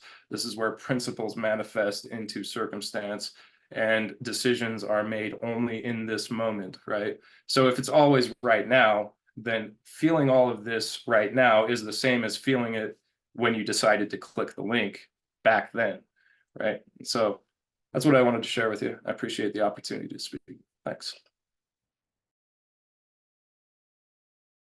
Cam, I love you, buddy. Jamin, please go ahead. Well, I'd like to first introduce my my queen, my life partner, Melissa. Welcome, Melissa. And you, as you can tell, you've landed in quite an amazing conversation. And my goodness, I just couldn't be more excited. I still want to talk about the after party at some point, but I kind of feel like we're per Michael's Principia, sorry, Cam's Principia. We're in some much more fundamental stuff right now. So the after party can wait till after, but just know that you've got one heck of a dessert coming. And passing the feather. Go ahead, sweetheart. Hello. Really great to see all of you. I'm sorry I'm jumping in a bit late. Wow, beautiful voices. And I just wanted to say, Cam, I don't see it as a them and an us. You know, like there's just a we, you know, humanity. And then sometimes we're on one path and sometimes we're on another path. And I guess it just depends on our evolution, where we stand, you know, like some are not awakened, like the Hopi prophecy talks about the path of the heart, right? They say at this time, at the end times, there will be those of us who choose the red road, which is the path with the heart on it, which is not materialism, and those who will choose the other way, which leads to destruction. But it doesn't really seem like there's judgment involved, you know, it's more just these choices. And so what I experience is that this group here, and hopefully others, are choosing that red road, right? And however we express that, whether it's through poetry, music, environmental activism, collective intelligence, all these myriad ways of expressing our souls and our hearts, then we're either choosing that path of creation or the path of destruction. So I just wanted to say that because it just sounded a little bit like this division thing. And I think that we have to bring ourselves together around a common something, right? Common love, common good, orca whales, cedar trees, whatever floats your boat. Thank you. Lots of love to you all. Yeah, thank you, Melissa. Melissa, you're amazing. Sorry, go ahead. Oh, sorry. Yeah. Because you got me excited about, because like that's a lot about like what I'm working on is like, that's why I think that. So I've been a part of like different groups and stuff like that, especially when it comes to like world governance and what they've been trying to do for world peace. And one of the and so like space, it like really is like really intrinsic to a lot of like these things, because instead of everyone, like I call it, like some people think I'm cheesy, but not to play on this group's name, cheesy, is because I see kind of like how we do like competition in a way like a lot different that kind of switches how humanity looks at trying to show what it can do and then trying to show how it might be better than one thing or the other, because these constructs keep coming up through the entire evolutionary strain of humanity. And so it's just like, oh, what we instead of like some people have discussed maybe it should be on the environment, and some people said, well, maybe it should be like aliens. Nothing brings us together like war. And like but I was just like space and what we can do there comes back over here anyway, in order to uplift us. And so it's like these different types of competitions of in relation to solving really difficult things. Whoever like does that on a scale is like bronze. The person that does it like really fast is like silver, and the ones that do that like safely is like gold. And then beyond gold, we have a new category of like platinum and titanium and or diamond or whatever you consider that's greater than gold. And a microchip, I don't know. What happens after that is the ones that could do it like fast, safe, and but they're doing it together. Like the ultimate category is cooperation on solving these bigger category things. And then once and then there's like a huge reward metric for that, because the way that humanity often works is what we're rewarded and enabled to do, that's faster, easier, cheaper, we go in that direction. And then what we are could get away with and not necessarily told no, we go crazy with that too. And then the more things are harder and more expensive and more difficult, the more we stop doing those things, whether you consider them moral or whether you consider them not moral.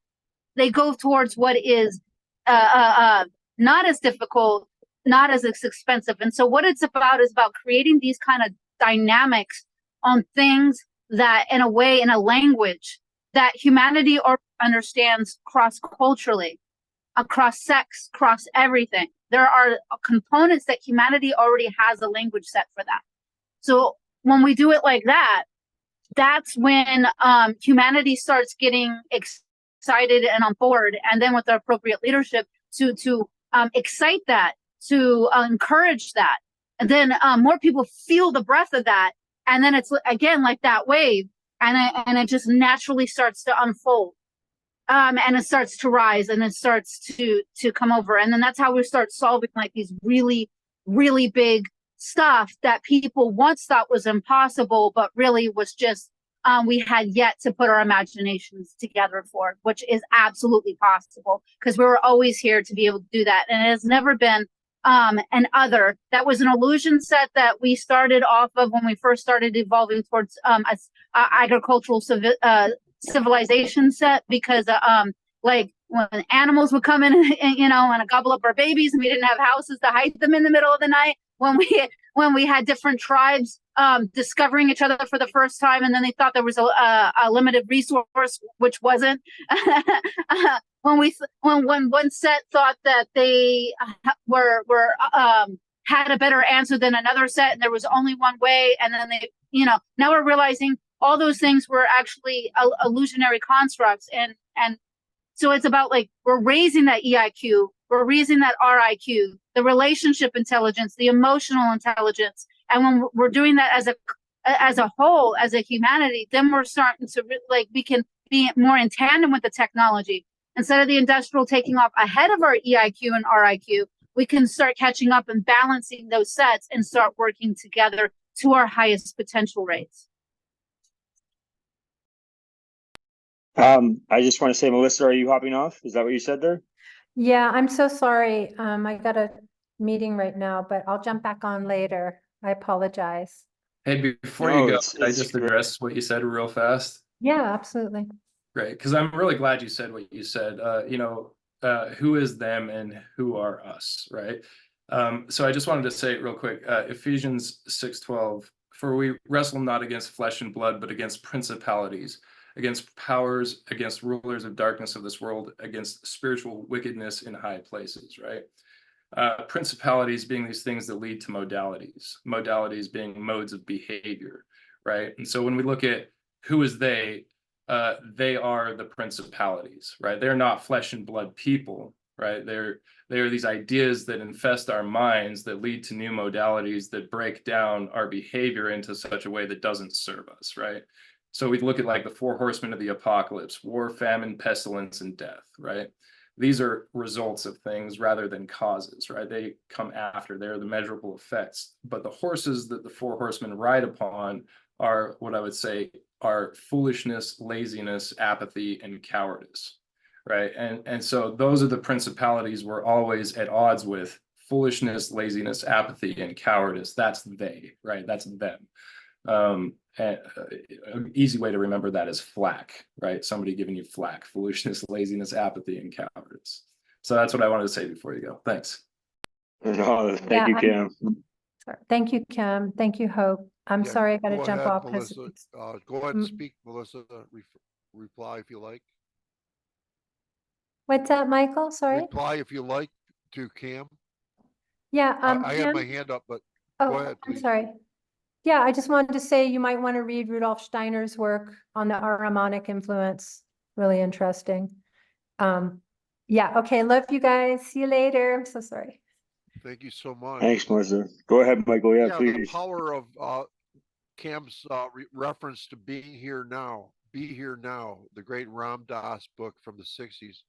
I feel wiser and more loving having been part of this session than I have in a long time. Being here now has been so powerful. I think if I kind of have the longing of becoming a member of something like this group, you know, being an official member. If I got a certificate, I'd be so happy. But it's not about that. It's about being here now and having the experience, isn't it? So thank you all. Thank you, Michael. Jamin, please take it, my friend. Well, I just wrote into the chat, Michael, you are a founding member. So good heavens. Anyway, you know, I was also really resonating with what Sienna was talking about earlier about, you know, we talk about these things and to other people, and you know, they just like, what, like we're crazy or something. What, a better life on Earth? Don't you know that that was tried? It was tried post World War II by the Soviets and it failed. Okay, so, you know, get it through your head, read a history book. There's no such thing as a better life. It's been tried and it failed. I mean, don't you just want to like rip either your own head off or somebody else's head off when you hear that kind of, you know, illogic? But anyway, it's so pervasive. That's the thing, this stupidity and these, what did you call them, Cam? Modalities, Right. you know, are so pervasive that if you swim upstream against them, you're just seen as just absolutely crazy. Just go with the flow, get as much education as you can, get as best a job as you can, start a business, make as much money as you, that's the game. What part of the game don't you get? You know, subtext, you idiot. Right. And so we're it's like this whole these sets of modes have just been beaten into us. Now, speaking of modes, we all dream, don't we, of this mode where the millions of conversations are happening in parallel, and we're just jamming. We're just at this next level of humanity. I sometimes think of it as Homo ahimsa. Like, I think that all of us coming together form a whole new species, just like, you know, hundreds of millions of years ago when we went from unicellular life to multicellular life. I mean, is anyone advocating for going back to unicellular life? Well, no. I mean, my goodness, are you kidding? Well, how about multi-human life? And that's what we're pioneering right here. And so then, you know, but it's like when Sienna would have these conversations, hey, blah, blah, blah, this, that, this is possible, that's possible. And we're just met with, you're crazy. It's like, if only like somebody would just blow a whistle and say, okay, everybody get to the nearest Zoom room. We're all connected, cross-pollinate, et cetera. It would, you know, it would evolve. But how to get there from here? That's where the after parties come in. And I'll leave you all in suspense on that because I don't like to hog the mic too much. passing. No, this is perfect, Jamin. This is perfect. Cam, do you mind if I let Hope go ahead? Okay, Hope, go ahead, please. Oh, thank you. Yeah, I don't always mind going like after people, but thank you, Jamin, for raising up what Sienna had said in regards to. I know a lot of people, maybe everybody in this room, have felt that kind of thing. Is like a thing I hear over and over and over again is I'm with my friends, but I'm alone. And about you know, solving that. But it's like, for me, it's like, I knew that I was not going to fit in since kindergarten. Like it just, there was not an algorithm where I was going to copy that set. And then, so like, I knew I had to figure it out real quick. And so, with those kind of ideas, but what I've observed, whether it be in the military, whether it be, in the entertainment industry or different other areas, is that humanity has this thing where they just don't believe in something. They see one set, they see how something has failed, and then they feel like, what is the risk analysis of trying to do that thing? And they know that they have short lives. They know that they're mortal. So like when they're just constantly in that fear mortal mode, then they're like, well, we just have to do that thing that will help us succeed the fastest. And that's by the metric that had been shown us before. But what we don't realize is how long we've been in an expanse. And so what we've learned throughout time is that you get off the horse, it bucked us and we fell and we got trampled on. But that doesn't mean we never get back on that horse, or that we don't learn how to work with that horse in a different dynamic. You know, maybe you were whipping it and that whip didn't work. You know, and so you gotta try the apple instead. But it's like the tenacity always wins and time is ultimate. And so the more we do things and the more we try things, the more we perfect things. We didn't build a watch or a cell phone or even anything else in human existence, not even on sliced bread, by the first time that the first human tried something. It was many iterations of evolution, you know, from the first tree all the way up to the cello, that got us to slowly perfect things over time. And that's why these things are worth it. And so sometimes what we got to do is, that's why we got to show it, not tell. And that's why we got to, we don't have to, but it will behoove us, when we do these kind of dynamics and languages that people understand. So like, say if somebody is only understanding the construct of what works on a geopolitical level, then what you do is, or an economic level, you show them instances of the dynamics of where, not just on a metaphor stream, but has happened in real time, over time, the things that are tangible for them to be able to understand, and how that plugs into what we're doing now. And so that, in a lot of ways, what we're doing now is just requiring someone that can translate with action and translate with language. And again, a lot of my projects are intrinsically tied to this, but I like to call it higher, but it's hope and action realized excellently. So you have the ambition, and then you put it in action. That's how it gets realized, but it's not realized in any jacked up way because we're just clunking through these things. We learn how to do them through extraordinary ways, and then they become, that energy is then gathered in extraordinarily to the final product line. And so everything that I'm doing, like one of the things is like, I'm going to be having hope wells built through all the continents and beyond. It's basically where people can talk their hopes into the dynamic. It gathers all the languages, all the accents, and it does several things. It will spit back what like the hope itself, so that everybody could see what they're hoping and what they're going. I've been gathering them together slowly, and what people don't realize is pretty much people have the same hopes, but they don't know it yet. They don't know how alike they are. Another thing is that what it's going to do is it's going to show like a different blueprint on how what are the different practical milestones in their area and with whatever sets they personally have that they could actually, if they so choose, enact that hope and slowly get to realizing that hope. And then the third thing is what it's going to do is weekly, monthly, and yearly is going to see what everything that was spoken, not just the hope itself, but the actual what they sound like when the language becomes one. And so they're going to be able to hear it in their region, and then they're going to be able to hear it in their country, and then they're going to be able to hear the human language when the commonalities are put in as one.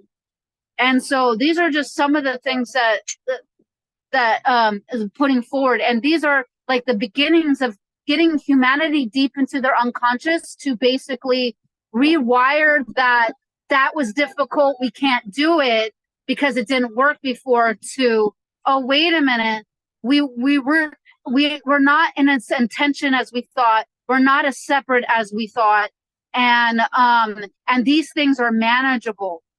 And these are just beginning. These are like I call them the baby projects, because there's the baby, there's the medium, there's the big, and then there's the big boys. I call them. But these are just the scale. These are what I'm talking about is just the next 3 years. But it's funny that you mentioned that, because the podcast you're on is actually called "The Start Is Near." There you go. That's perfect. That's beautiful. And so so I get excited, and I think Sienna, you're not the only voice alone to feel like, oh my gosh, like no one's gonna get it, and I'm just in this overwhelming sea of people who don't understand, and then that aloneness. And Jamin, that you raised that point that where you try to explain it to people, but they don't understand, and so they just stay in their little tunnel, and because they stay in their tunnel, they never get to see the whole world. And so that's why I just like realized just like 2 years ago, like, I don't want to complain about these things. I don't want to talk about what so-and-so is doing, because so-and-so is putting their action forward. Whether I agree with it or not, they're doing the best they think they can. And if I disagree with it, or if I don't think it's enough, I shouldn't be telling them how to run their thing, and I shouldn't be judging them. What should just be finding pathways to make these things happen. And then that's where I started doing the blueprint of what could actually help humanity the greatest, the fastest, getting out to the very root underneath the tree, and then scaling that on a universal level all at once. And so, and I call on the 5 metrics, when we talk about food, when we talk about language, when we talk about supply and medicine and escapism and entertainment and all these things that are at the root of everything that we are, and then how to that we can heal these things. Why world peace is possible in our world today, and that's a practical thing to say. And so you guys definitely speak my mind, and I'm grateful to be able to be among you. Thank you, Hope. Cam, go ahead, my friend. Yeah, just to kind of expound on some of that, action is the manifestation of intention in the world of substance, right? Imagination is the conceptual form of intention, but it manifests in the world of substance through your action, right? And when it comes to affecting change as desired, right, like, it's important to set the intention conceptually and then take action on it. And there's only 3 absolutes in the universe that I'm aware of, right? And those are all synonymous with each other. They are truth, freedom, and principle, right? These are things that do not come in degree. They either are or are not. Their opposites come in degree, things like lies, slavery, and circumstance, right? But if they are not absolute, then they are not. And so when we look at like the modalities of people creating problems in the world, whether for themselves or for in the aggregate, right, it always goes back to those 4 things: flack, foolishness, laziness, apathy, and cowardice. And these things are they describe lack, right, in some sense. So like foolishness is the lack of understanding, laziness is the lack of action, apathy is the lack of caring, and cowardice is the lack of courage, right?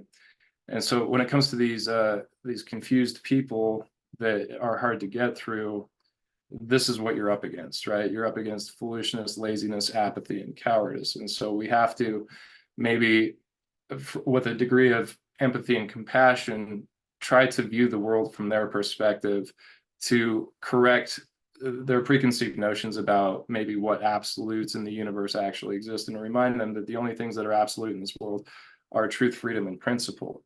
And now people have, you know, a dichotomy in their mind of what truth is, right? Because there's absolute truth and there's subjective truth, right? Like there is what is, and then there is your interpretation of what is, and that would be a subjective truth. Many people in their subjective truths are misinformed in what actually is, right? But it's using the analogy from earlier, the code versus the execution of the code, the audio-visual experience of the game versus the code that comprises the game, right? The absolute truth would be like the code itself, and the relative truth would be like the audio-visual experience of that code in its rendering, right? But you know, it all starts in the mind. It all starts in the mind, because it has to, because there, you know, we can only describe this with a misnomer, but to say outside of existence, there is no thing with which to build existence, right? So where did all of this come from? And mind is the only thing that we're aware of that can create without adding to or subtracting from itself, right? So this is like, to say, using the video game analogy, right? Let's say you're playing through a game, you're in the woods in this game, and you come across a log cabin somewhere in the woods, right? And you passed a million trees, and now you see this log cabin. Well, this is to say that there was no wood used in the development of this game in the code, right? Nobody cut down a tree and physically shoved the wood into a computer to make those trees or that log cabin that you're perceiving in your audio-visual experience of the rendering of this code you call this game, right? And just as above, so below, the law of correspondence, right? There is no thing outside of existence with which to build existence. So how does existence exist? What is existence other than, you know, a product of whatever mind is, right? And so, yeah, maybe I'm getting a little in the weeds here, but just kind of wanted to put that into people's mind, right? Because we get into these religious modalities of belief and disbelief, right? Where we can see that on the scale of polarity, like belief and understanding are diametrically opposed. You cannot believe and understand the same thing at the same time, right? And so if we like look at belief and disbelief as opposite extremes of the same thing, and that both illustrate an unknowing, then we know that everything in nature finds a balance, right? Everything is always seeking toward balance. Nothing ever stays in an extreme for an extreme amount of time.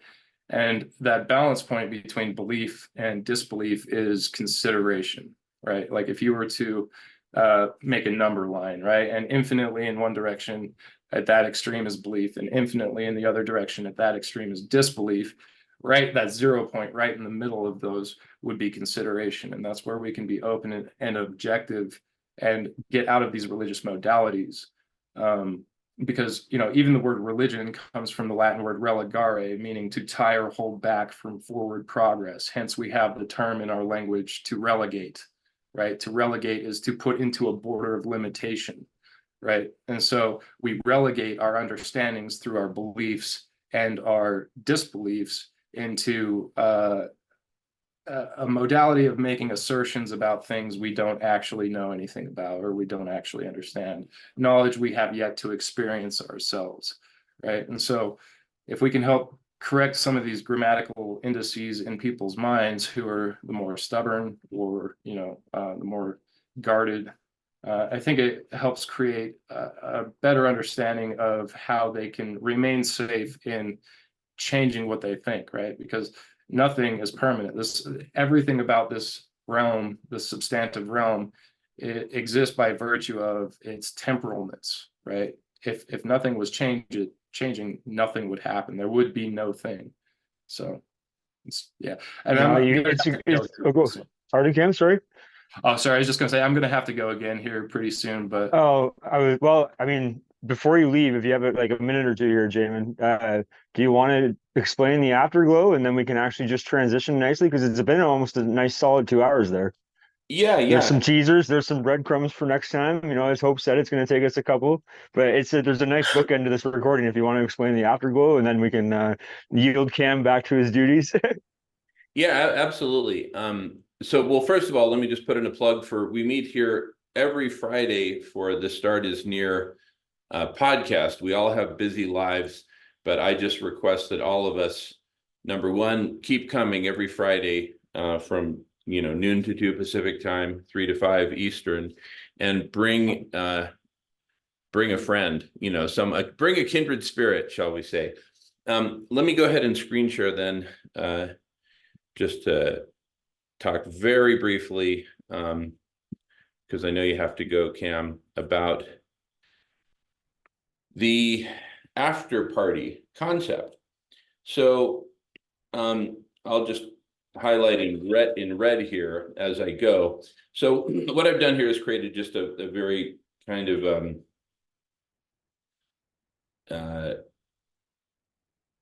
just more of an impressionistic view of a taxonomy of all topics that should matter to us. So just the beginning of it. Most of it's blank, so fill in the blanks. But you've got Mother Gaia, Mother Earth, and then humanity as being kind of the two main subsets of the taxonomy of everything relevant to what's important right now, which is saving life on Earth. I say saving, healing, and transforming life on Earth. So at the heart of Mother Gaia is the biosphere, and then intersecting, here you see an intersecting line between the hydrosphere and the biosphere. So there's intersections all over the place. Like I said, this is just the beginning of a taxonomy. But if we start with, some sort of logical taxonomy like this, and then we say, all right, but let me cut to the chase as to where I'm going with this, which is that, like I said a bit ago, we want all of humanity to basically get in conversation with each other across an unbounded number of parallel conversations. In order to get there from here, what I propose is we first just take a moment and say, all right, where are people currently congregating? Well, the short answer to that question is they're not in any meaningful way, but where they're going is they are listening to and watching, podcasts, YouTube videos, etc. So why don't we go to where the people already are? So let me take the example within the topic of global warming, a very hot topic at the moment, and I just drew this red star. That star represents Paul Beckwith, the Canadian scientist who publishes these amazing videos on global warming. So what do you have? You've got all these people who I'll represent as dots. All these people are, in a sense, congregated around Paul Beckwith. They're all watching his videos, but they're completely disconnected from each other. They're all watching the same thing, but they're not talking with each other. Now, Paul Beckwith happens to be a friend. James and I met him in Scotland at COP26, and we subsequently, had a great Zoom meeting with him for a couple of hours one day a few months later. And we've sort of stayed in contact since then, but not really. But anyway, we're reaching out to say, hey, Paul, take your whole audience of tens of thousands of people. We propose that we, including yourself, promote a watch party for your next big YouTube video, followed by, is somebody leaving, Michael? I'm not watching the chat right now. Or are you leaving? Anyway, just somebody. I'm not leaving. Jack's got to go. Jack has to go. Okay, all right, Jack. We'll follow up soon. Yeah. But hey, Michael. Sorry, hey, Paul. Let's schedule a watch party for your next big YouTube video that you're going to release. We're happy to host it. We're actually in this Zoom room. The people here, including Michael, including Marco, mainly Marco, actually. He's the big rock star of keeping us all together. We're actually really good at hosting these kind of online events. So, Paul, don't worry about managing some big event. And now with Sienna here, oh my goodness, and Hope, and all of us really, let us host the watch party followed by the after party for your next big YouTube release. What's going to happen? For the first time ever, thousands, maybe tens of thousands of Paul Beckwith fans are suddenly going to be able to hang out with each other, right? Which they don't know it yet, but they've been longing to do that, but it hasn't been a possibility. Why? Because part of the system, part of CAM's modes is the mode that you sit in front of some big screen and you watch something and you drink high fructose corn syrup and you keep watching and you keep drinking more high fructose corn syrup. And occasionally you yell at the television or you yell at somebody across the room and you keep watching and drinking high fructose corn syrup. Because that's what you're supposed to do, right? That's how it works. Well, suddenly we get to destroy all the cubicles, the cubicle walls that keep us separate. And I'll stop screen sharing. Where's that button? Oh, there it is. Okay. And suddenly this audience, here's the drum roll, drum roll, drum roll. This audience suddenly gets transformed into a community. What? Somebody said the C word. Communist. Communist. So we transform this audience into a community. Now, if we can do that for that one star in that one segment of the taxonomy called global warming, imagine now that this thing called the watch party after party combination becomes a thing. And some star over here, and they're stars because they're famous, because people congregate around them. Somebody over here in the hydrosphere, who has a successful podcast or YouTube channel or whatever, they do the same thing. And then suddenly you've got this audience come community effect happening over there. Whoever the star is in economics, I can think of a few. Politics, I can think of a few more. Culture, I can think of a few more. Blah, blah, blah. Suddenly, communities start to form all across the taxonomy, right? And then, drum roll, if we can finally put together, afterpartycentral.com, where you can see a map of all the after parties across all the topics that matter to people, what matters to them. And here you go to where they are, not to where you want to get them to. Go to where they are first.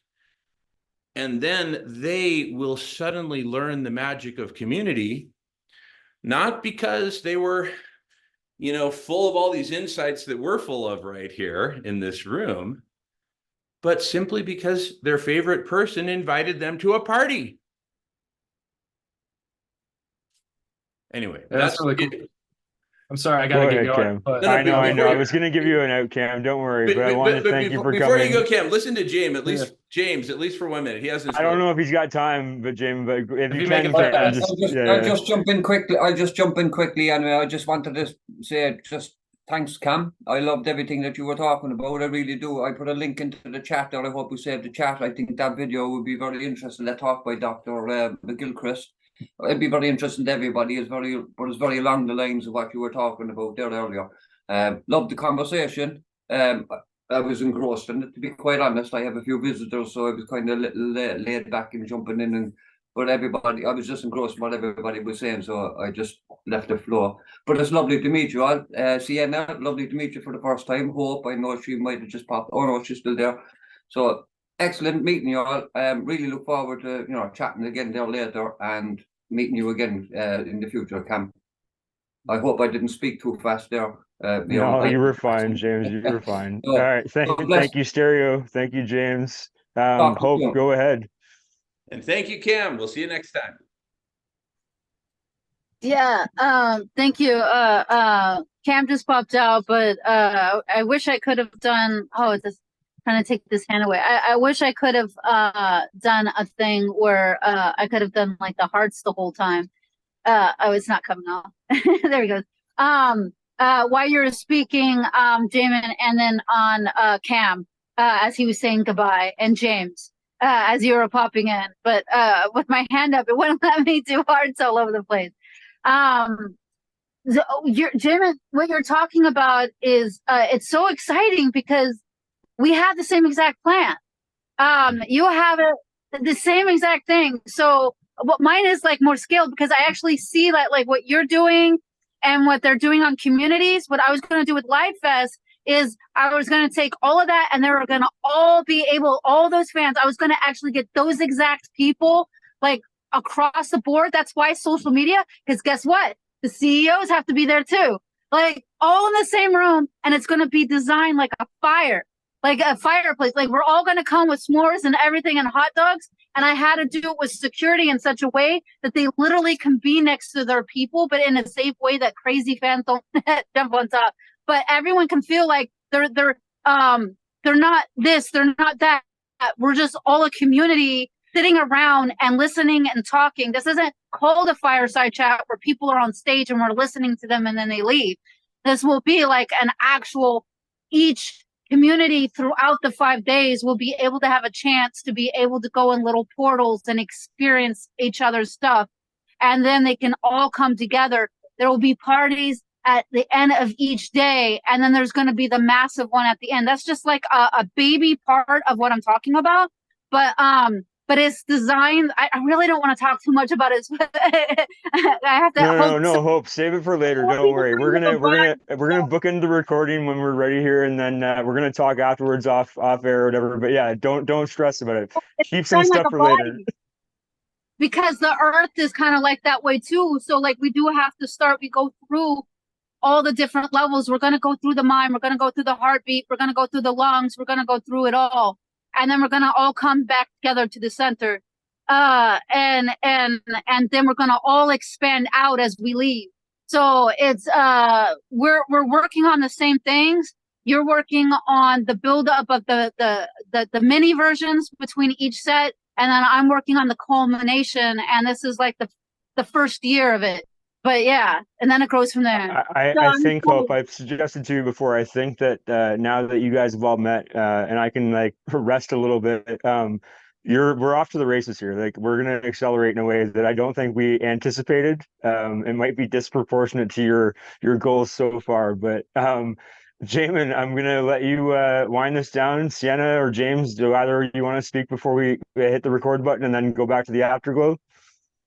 Oh, I'm complete. I pass it to Sienna. So Jalen, is it true that you're known as, let me see, the Bill Gates of cannabis? Are you the right Jamin? That's me. That's me. Okay, all right. I've been researching you a little bit. I'm going to research each one of you. I did actually, say I knew cool people, Sienna. I wasn't joking. Yeah. Starbucks of pot and Bill Gates, and not that I'm a big fan of Bill Gates, but Bill Gates. Nor am I. Believe me. We're going to get along just fine. I'll tell you that because I make some mean edibles and I'm known to give them away as gifts. So maybe that can be our giveaway at one of these parties.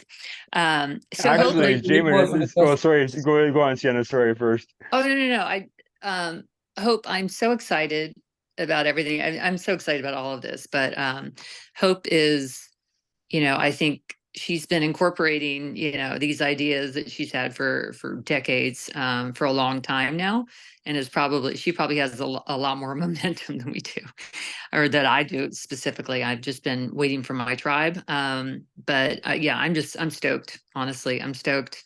And my husband he's not on the spiritual path at all, but he's a tech entrepreneur and he's genius. And eventually I will get him on all these calls. And we have a lot of contacts. We have a lot of really, really good contacts, even financial contacts, if we need funding. So I just want to throw that out there. We're just getting started, Sienna, as we talked about. We're just getting started. Yeah, I'm just excited. I'm just excited. Yeah. So thank you. All right. Jamin, I will let you wind us into the afterglow, my friend. Well, I couldn't be more excited because, we've been reaching out to Paul Beckwith, haven't gotten an answer. And I'm just like, you know what? We got to find some good podcaster or YouTuber. The Sean Ryan show, I'm going to throw that hat in the ring. Right. But anyway, I can just tell now with all of our collective contacts, we're going to find the right podcasters, the right YouTubers, and we're going to give them a giant Christmas came early gift. Hey, we're going to throw an after party for your show. What's it going to cost me? Nothing. And it's going to get all kinds of great engagement, and your audience is going to invite their friends, and your audience is going to multiply and become a community, and And they don't have to know the big universe-sized picture per James's beautiful artwork. James is an artist, and he does just amazing stuff. They don't have to know the universe-sized big picture of this all. They just have to come to a party. Or if you're that podcaster we're talking about, throw a party. We'll throw it for you in your honor, for crying out loud. All you have to do is just whisper to your audience that you're having a party next Thursday at whatever time, and watch the people show up and watch Chizzy get born. Anyway, with that, any last words from anyone else? And we'll wrap up this recording. Busy getting busy. Oh, Busy, she's on busy. board. She's on board, Jamin. No, the only thing I was going to add, as per usual, of course, is strength on the journey, journey well, and Hope and Sienna and Cam showing up today. That was just, as I said, the hat trick, right, Jamin? Yeah, But kudos yeah. to you, Mike. Kudos to Oh, you no for your worries, Michael. networking capabilities. You're amazing, man. Thank you. Thank you, Mike, if I were a woman, ... That's all I'm going to say. All right. What a beautiful end. What a sexy end to this wonderful podcast. Blessings to you all. And strength on the journey, journey well. When Marco hits the end, we're just going to go to the afterglow. So it's the same kind of conversation, but this is where the after party starts. This is that's right. Welcome to the after party of this podcast. And